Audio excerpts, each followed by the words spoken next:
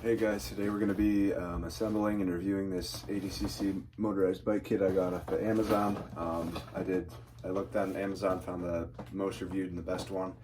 150 bucks, and it came in 2 or 3 days. So I'm going to go through assembling it, give you the tips and tricks that are not in the manual because the manual is awful.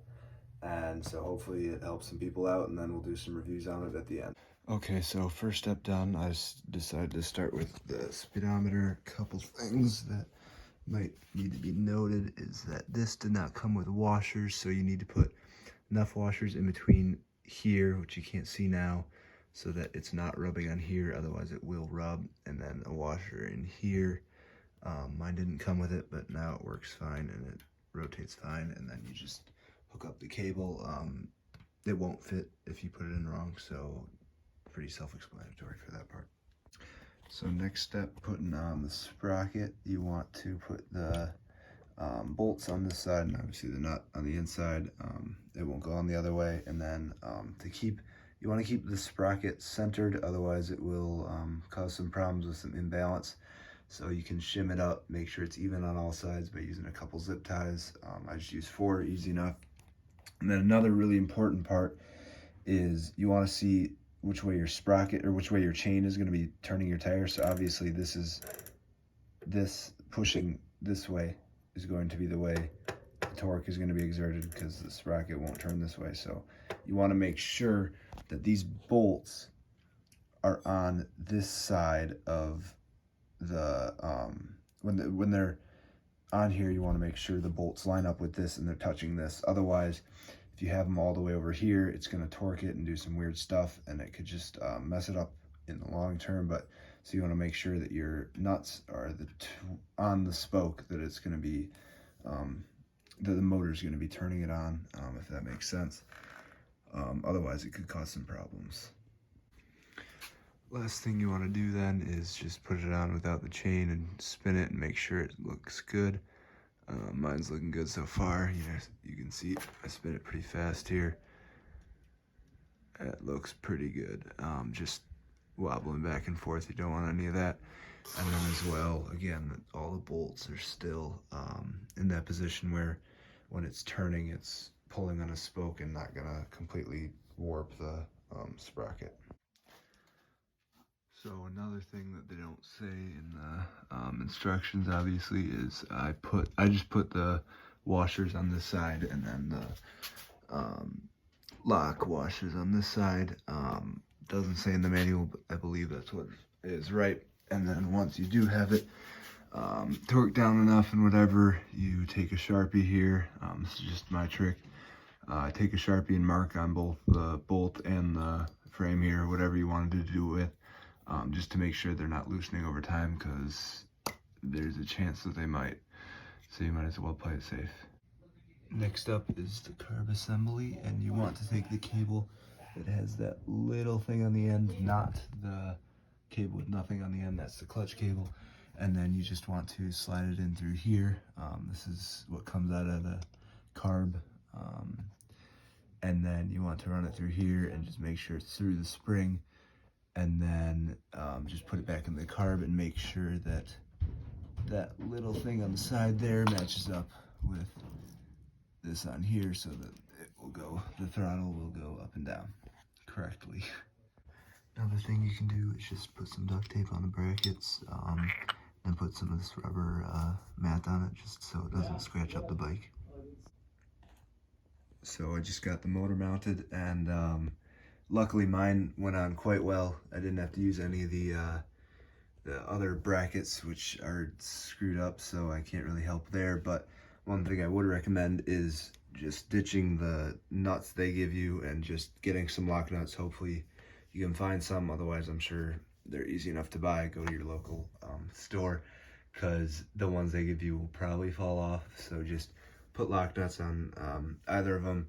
And honestly, just good luck, because this is probably one of the hardest parts. So you kind of just gotta figure it out, and whatever works for your bike, just do that.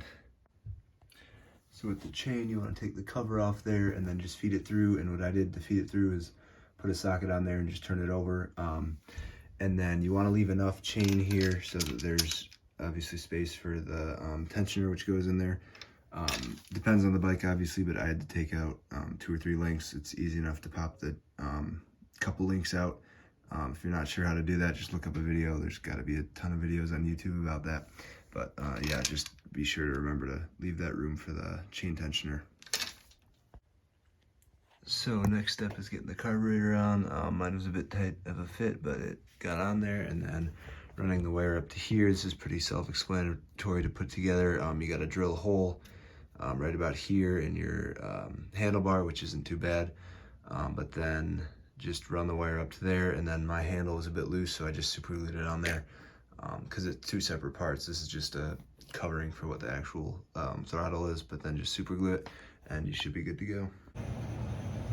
Next up is the ignition coil, which just comes from the start-stop there from the handlebar and comes down to this, and then obviously the spark plug and the wires from the engine. But it's just a matter of hooking that up, and I found it really helpful using this diagram. Let you pause there and use that. Very helpful, and it's pretty much just putting it together, and then make sure that it's all covered up with electrical tape, just so it's secured and waterproof. And then also that right there, make sure it's waterproof.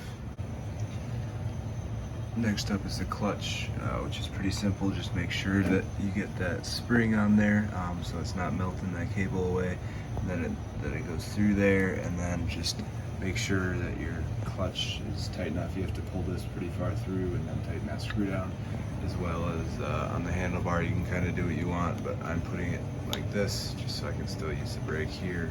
Just up to you, and do whatever you want. Fuel tank mounts on pretty easily. Just use 2 nuts for each, just for safety. And then putting the on-off valve for the fuel, make sure that you put this gasket, otherwise it will leak fuel. Just that's the most important part, and then just put the rest together. It's pretty self-explanatory from there.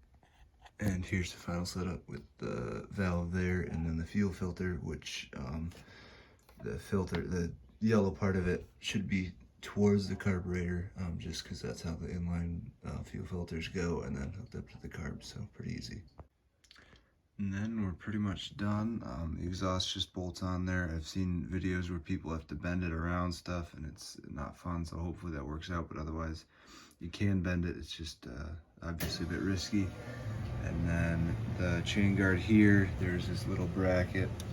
You just gotta kind of bend it and then cut to fit the frame and just bolt it on there. And then you should be pretty much good to go. Then there's this little bracket they give you that technically I think goes around the exhaust here, but that's useless. But so pretty much set up, and I'll get some videos of it running and what you gotta do to break it in. And then for the chain guard, there's just this bolt that's from the clutch case here, and there's just a lock nut that was in the bag, and it fit on, tighten that on, and then kind of need to cut a little bit out as needed. And then there's this little bracket that's also included. Just bend that up, and then put these put the nut and bolt on it, and it should be good to go. Not anything too serious, just another added thing at the end. Couple things before you head out for the first time. Just make sure to oil up the chain. We have some of the I don't know, the bike chain stuff is really nice. And then make sure your fuel is on when you go out. I have it off right now, not sure if you can see that. And then you want to make sure there's grease for the clutch. You can just take that off, it should be blue, and then grease for the gears as well. And then for the gas, you want to mix 20 to 1 for the first gallon, so that's a half-gallon tank, so 20 to 1 for the first gallon, and then 40 to 1 after that, from what I've read. And the first gallon, you kind of want to take it easy. You don't want to do anything too fast. Just break it in, and also nothing over an hour for the first gallon of gas. So. And then after that, you're good to ride, and just maintenance after that, pretty much. Another thing they say on the forums is to buy an NGK BR6HS plug. Most people say B6HS, but it's discontinued. So you do want to buy the BR6HS, just because Jing Ying spark plug in there right now. Doesn't last long from what all the forums say, so just go with the NGK and save yourself the pain of having to worry about that later.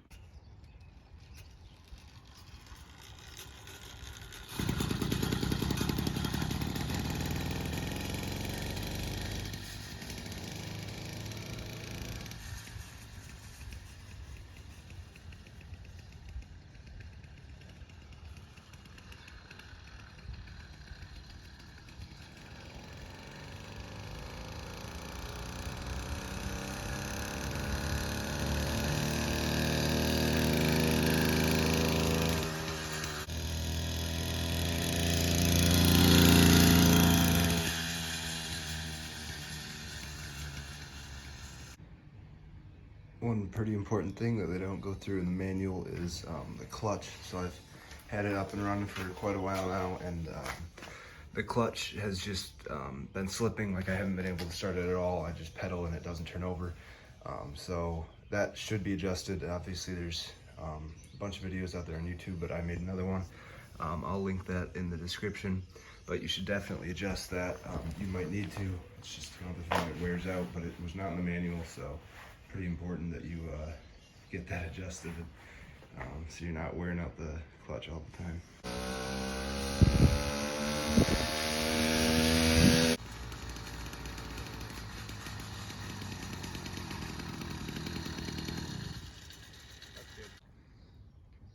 If anyone's wondering about the speeds, idle is about 8 or 9, maybe 10 miles an hour, depending on the how you have it adjusted, but comfortably 9 or 10. And then 10 to 15 is a pretty comfortable, just cruising around speed. It's not very fast. And then 20 is about half throttle, and it starts to get a bit scary, especially on a dirt road like we have up north. It gets a bit scary at 20 because it's obviously just a regular bike frame. I'm sure if you got a fat tire bike or something like that, it wouldn't be a problem. And then top speed is 30, 35, depending on the bike and how you have it tuned and whatnot. But it's pretty scary at 30 or 35, so 20, 25 is pretty comfortable still, and then obviously at top speeds it gets pretty shaky. Vibrations from the motor are pretty bad, but all around it's pretty comfortable and it's fun to just cruise around with.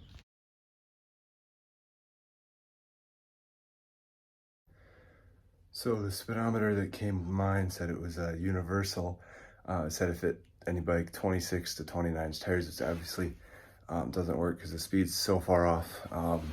So mine wasn't accurate at all, and it was in kilometers per hour. So I just decided to go out and mark what speeds were what on the speedometer, and then draw something up, and I'll switch it over, and we'll see how that works.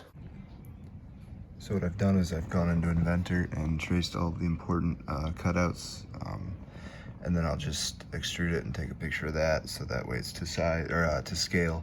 And then I'll just scale it in the Google document, and then it should be easy to make some drawings up from that. And here's what that part looks like. I'll just take a picture and put it into a Google Doc now. And here's the final product. So I'll put a picture of the cutout that I made right in here. So just pause the video, take a screenshot and scale it to size in a Google Doc or Word doc, whatever you want, and then print it out. It might take a couple tries, but then you can just cut it out with a razor blade. And important to note that it only works with the 26-inch tire. It might be somewhat close with the 27.5 or whatever, but I designed it for a 26-inch tire. Thanks for watching. Hope I helped some of you out with this the kit, and just any questions, leave them in the comment section below.